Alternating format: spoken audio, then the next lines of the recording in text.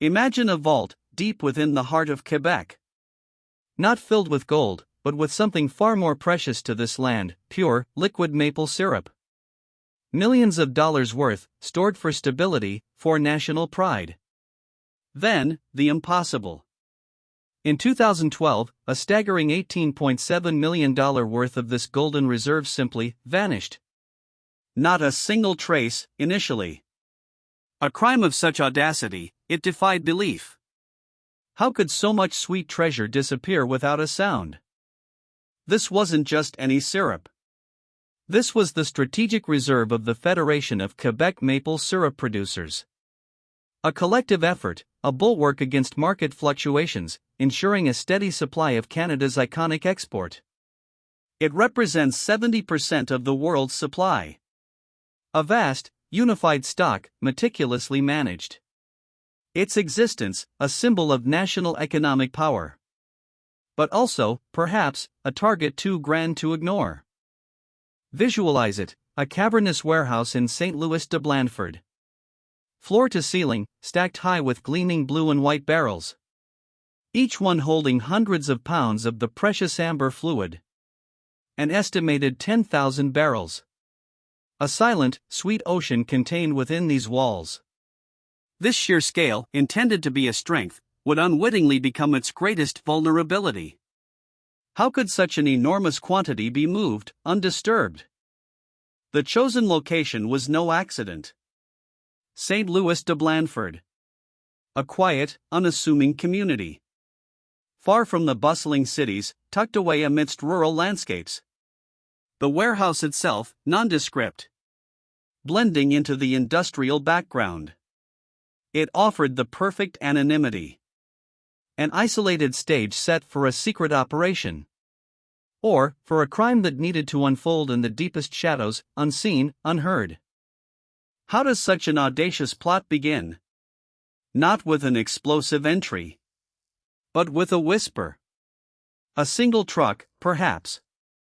Rolling in under the cloak of a moonless night. The hum of its engine, the only sound breaking the silence. A few barrels, quietly unstacked, carefully loaded. A test. A probe of the system's weaknesses. Did anyone notice? Did the night itself hold its breath? This wasn't simply a theft, it was a betrayal. It demanded more than brute force. It required access. Trust. An intimate knowledge of the reserve's inner workings. Someone on the inside, who understood the shifts, the security blind spots, the inventory protocols. Someone who could open doors, both literal and metaphorical. A trusted hand, turning against the very system it was meant to protect. The heist was not a single, dramatic event. It was a prolonged campaign. A slow, methodical bleed. Over months, barrels would quietly vanish.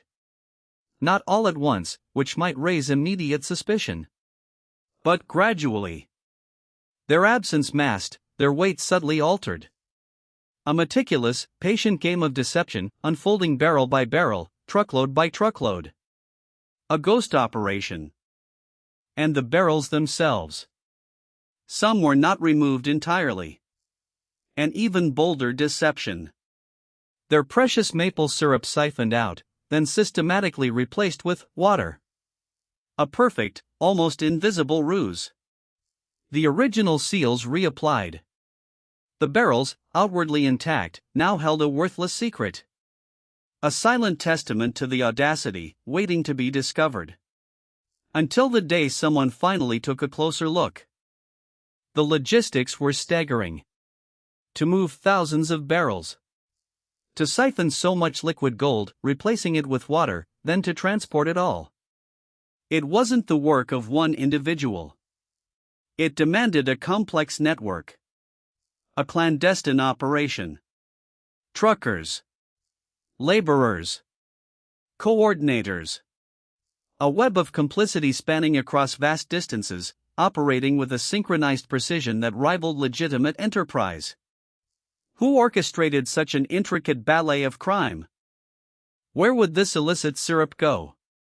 Maple syrup, a product so unique, so intrinsically linked to its origin. It couldn't simply disappear. A black market. Distributors eager for cut-price deals. Untaxed. Untraceable. Ready to flood unsuspecting markets. This wasn't just about theft, it was about establishing an entirely parallel economy for Canada's golden treasure. Beyond the borders, beyond the law. The Federation of Quebec Maple Syrup Producers, a powerful entity. Renowned for its stringent regulations. Its meticulous control over the entire industry, from tap to table. How could such a tightly managed system, designed to be foolproof, be so spectacularly breached? The very foundation of their oversight, seemingly undermined from within. The question wasn't just how it happened, but why no alarm bells rang sooner. Every system, no matter how robust, relies on checks and balances. A routine inspection. A casual inventory check. Perhaps a weight that didn't quite add up. A subtle discrepancy in a ledger. Or an unusual movement report. The first tremor in a meticulously crafted deception. A moment of unease, easily dismissed, or the first real crack in the facade? And then, the undeniable truth. Not just a few barrels, but entire rows. Stacks reaching towards the ceiling, now gone. An entire section of the warehouse. A vast, echoing void. The golden liquid vanished. Replaced by nothing but empty space. Or worse, the chilling reality of water. Thousands of barrels. Gone. The shock. The disbelief. The cold realization of a truly monumental crime. A forensic examination. A simple taste test, yet profound in its implications. A barrel, supposedly brimming with premium maple syrup. But the liquid inside? Clear. Tasteless. Nothing but water. This damning discovery. It wasn't just theft, it was an elaborate, calculated deception. The visual evidence of absence was one thing, but the sensory confirmation shattered all remaining doubt. The alarm was officially raised. Police swarmed the quiet rural community. Investigators, forensic teams. A crime of such scale, such audacious planning. St. Louis de Blanford, once anonymous, was suddenly thrust into the international spotlight. A sweet scandal, now bitter. The meticulous work of unraveling the intricate web of deceit had begun. The truth, buried deep beneath layers of lies, awaited discovery. The trucks. They must have left a trail. Licensing plates. Routes. Timings. Surveillance footage, however grainy or sparse. The painstaking work of piecing together movements. A phantom fleet, moving millions of dollars of stolen goods. Every highway, every truck stop, every camera, a potential clue. The ghost trucks, slowly, began to materialize. The investigation quickly turned inward, as it so often does in crimes of such intimate knowledge. Who had the keys? Who knew the schedules? Who possessed the access to manipulate records, to orchestrate the subtle swaps? The spotlight began to narrow. Towards a specific name. The insider. The crucial link that made the impossible, terrifyingly possible. Eventually, a name surfaced. Richard Vallières. A man with a history. A man with connections. A man with a plan, whispered to be the orchestrator. But was he truly the mastermind, or merely a key player in a much larger, more complex scheme?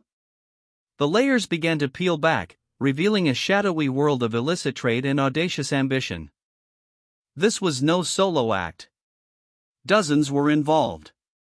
Truckers. Middlemen. Dishonest buyers. A sophisticated network, each playing their part in the elaborate charade. A web of complicity spanning across Quebec and beyond. From the quiet swapping in the warehouse to the covert distribution, many hands contributed to this audacious crime. The threads of this web, however, would eventually lead back to its center.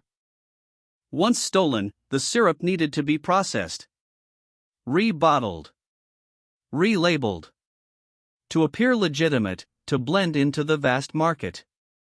Small, hidden facilities, working tirelessly under the cover of night, transforming stolen goods into seemingly honest products. A shadow industry, thriving on deception, profiting from the audacity of the heist. And the money. Where did the $18.7 million go? Untraceable cash transactions. Offshore accounts. The profits from liquid gold, laundered and dispersed through a complex financial maze. Each transaction, a whisper of the crime. The investigators now faced a financial puzzle as intricate as the theft itself. Following the money, often the most difficult part of any grand scheme. Under immense pressure, the network began to crack. Betrayals. Confessions. The full scope of the scheme, slowly, painfully, coming into the light. Testimonies from those who knew. Details of the planning. The execution. The quiet, almost invisible mechanisms of the crime. The truth, once carefully guarded, now spilled into police reports, painting a vivid picture of the audacity. Remarkably, a significant portion of the stolen syrup was recovered. Not all of it, but enough to prove the crime's monumental scale. Barrels found across Quebec, in New Brunswick, even as far as the United States. A victory for justice, albeit a partial one. But even with the recovery, the audacious nature of the theft, and the ease with which it occurred, remained a chilling question. The trials began. Long, arduous legal battles. The accused facing significant charges, the reputation of an entire, venerable industry at stake. The world watched, captivated, as the maple syrup saga unfolded in courtrooms. The evidence. The testimonies. The meticulous unraveling of a crime that shocked a nation and bemused the world. Richard Vallières, deemed the central figure, faced the heaviest penalty. Years in prison. Millions in fines. A heavy, bitter cost for a crime built on sweetness. The accomplices, too, received their judgments. The scale of the sentences reflecting the scale of the crime. A stark warning to those who might consider exploiting the trust of an entire industry. But even with trials concluded and perpetrators jailed, one question still lingers. A chilling echo in the silent warehouses. How could such a monumental theft, unfolding over months, involving thousands of barrels and millions of dollars, go entirely unnoticed for so long? What invisible forces, what systemic oversights, allowed such an audacious crime to flourish beneath watchful eyes? Was it complacency? Over-reliance on assumed trust? Or simply a system not designed to anticipate such a brazen, internal betrayal? The sheer volume of the reserve, perhaps, ironically provided the perfect camouflage. So much syrup, so many barrels, that a few thousand going missing, or being replaced by water, simply didn't register in the noise of daily operations. Ultimately, the heist speaks to the powerful, yet fragile, nature of human trust. The perpetrators exploited the very fabric of the community, the assumed integrity of those working within the industry. It was a betrayal not just of maple syrup, but of the deeply ingrained faith in a system built on collective good. A stark reminder that even the sweetest of industries is vulnerable to the bitter taste of greed. The reserve, while immense, operated with a certain openness. An almost naive assumption of security. No armed guards. No high-tech sensors. Just the assumption that its contents were too bulky, too unique, to ever be a target. It was an open secret to those who knew its operations intimately. And it was that very transparency that ultimately proved to be its greatest vulnerability, inviting the unseen hand. The trucks. They didn't appear suspicious precisely because they belonged. They were part of the normal ebb and flow. Just another delivery. or pickup. The art of looking perfectly normal while executing the extraordinary. The perpetrators understood that the most effective disguise is often the absence of one, blending seamlessly into the daily routine, rendering their audacious acts invisible. Maple syrup possesses an unmistakable, distinctive aroma. Did no one notice the constant scent of it in the air outside normal hours? Or was it so pervasive, so commonplace in Quebec's maple-rich landscape, that it became effectively invisible? A sensory clue, perhaps, dismissed as ambient. The very essence of the product, inadvertently masking its own theft, hidden in plain smell. The heist served as a brutal, undeniably expensive lesson. Security was dramatically overhauled. Inventory systems upgraded. Trust, once freely given, now earned under a watchful eye. New protocols. Advanced surveillance. The Federation, stung by the betrayal, vowed to protect its golden treasure with unprecedented vigilance. The sweet taste of victory for the thieves was fleeting, replaced by lasting change. For Quebec, for Canada, it was a moment of national embarrassment. The cherished symbol of its sweet heritage, tainted by the audacity of crime. A stark reminder that even the most benign and beloved of industries can fall victim to raw greed and elaborate schemes. The global headlines, a bitter counterpoint to the sweetness of maple. A stain on a proud, national identity.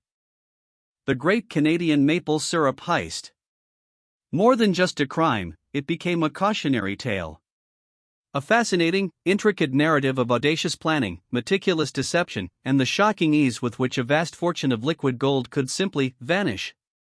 Its story continues to intrigue, a testament to human ingenuity for both good and ill. A legend born from a sweet, sticky betrayal.